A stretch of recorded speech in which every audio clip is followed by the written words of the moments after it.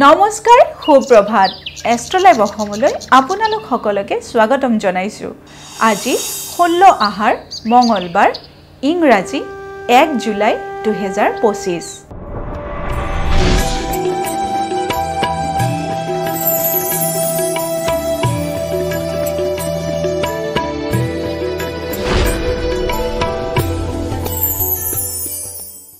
পঞ্চাং অনুসৰি আজিৰ দিনটো ৰাখি ফল মেঘ ৰাখি।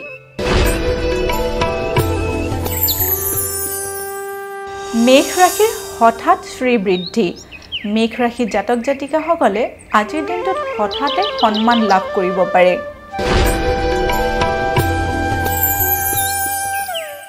বৃষ ৰাশি।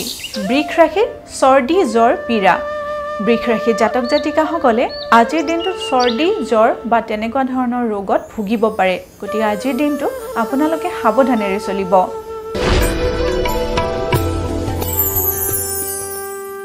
মিথুন ৰাশি। মিথুন ৰাশিৰ সুখ শান্তি ক্ষয়। মিথুন ৰাশি জাতক জাতিকাসকলে আজিৰ দিনটোত সুখ শান্তিৰ ক্ষেত্ৰত অসুবিধাৰ সন্মুখীন হ'ব পাৰে। গতিকে আজিৰ দিনটো আপোনালোকে সাৱধানেৰে চলিব।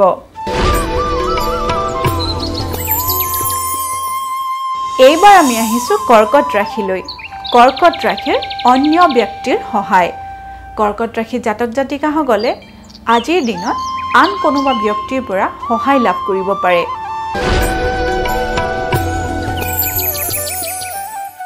সিংহ ৰাশি। সিংহ ৰাশিৰ ব্যৱসায়ত উন্নতি।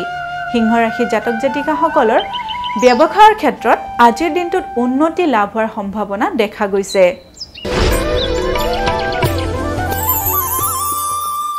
কন্যা ৰাশি। কন্যা ৰাশিৰ মনৰ প্ৰফুল্লতা। কন্যা ৰাশি জাতক জাতিকাসকলৰ আজিৰ দিনটো মনটো প্ৰফুল্লিত হৈ থকা দেখা গৈছে।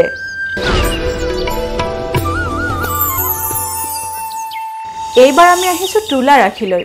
তুলা ৰাশিৰ ভাতৃ বিবাদ। তুলা ৰাশি জাতক জাতিকাসকলে আজিৰ দিনটো সাৱধানেৰে পাৰ কৰিব, কাৰণ আজিৰ দিনটোত আপোনালোকৰ ভাতৃৰ লগত বিবাদত লিপ্ত হোৱাৰ সম্ভাৱনা দেখা গৈছে।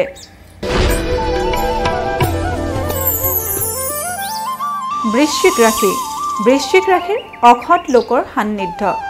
বৃশ্চিক ৰাশিৰ জাতক জাতিকাসকলে আজিৰ দিনটোত কোনোবা অসৎ লোকৰ সান্নিধ্যলৈ আহিব পাৰে। গতিকে আজিৰ দিনটো আপোনালোকে সাৱধানেৰে চলিব।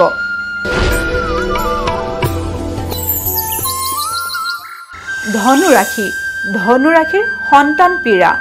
ধনু ৰাশি জাতক জাতিকাসকলৰ সন্তানসকলৰ কাৰণে আজিৰ দিনটো শুভ নহয়। আজিৰ দিনটোত আপোনালোকৰ সন্তানসকলৰ নানা ধৰণৰ পীড়াৰ সন্মুখীন হ'ব পাৰে।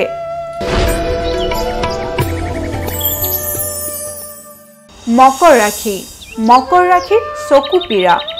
মকৰ ৰাশি জাতক জাতিকাসকলৰ চকুৰ ৰোগে দেখা দিব পাৰে। গতিকে আজিৰ দিনটো আপোনালোকে সাৱধানেৰে চলিব। কুম্ভ ৰাশি। কুম্ভ ৰাশিৰ সৰ্বকাৰ্যত সিদ্ধি লাভ। কুম্ভ ৰাশিৰ জাতক জাতিকাসকলে আজিৰ দিনত যিকোনো কৰ্মতে শুভ ফল লাভ কৰিবলৈ সক্ষম হ'ব।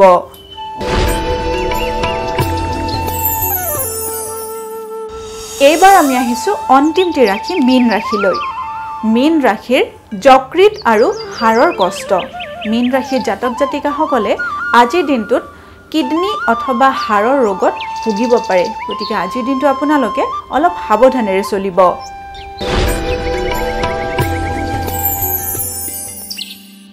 এয়াই আছিল আজিৰ দিনটোৰ ৰাশিফল। এষ্ট্ৰলাইভ অসমৰ ৰাশিফল অনুষ্ঠানটিৰ পৰা আজিলৈ মই বিদায় মাগিছোঁ। আপোনালোকৰ দিনটো শুভ আৰু মংগলময় হওক তাৰেই কামনা কৰিছোঁ। ধন্যবাদ।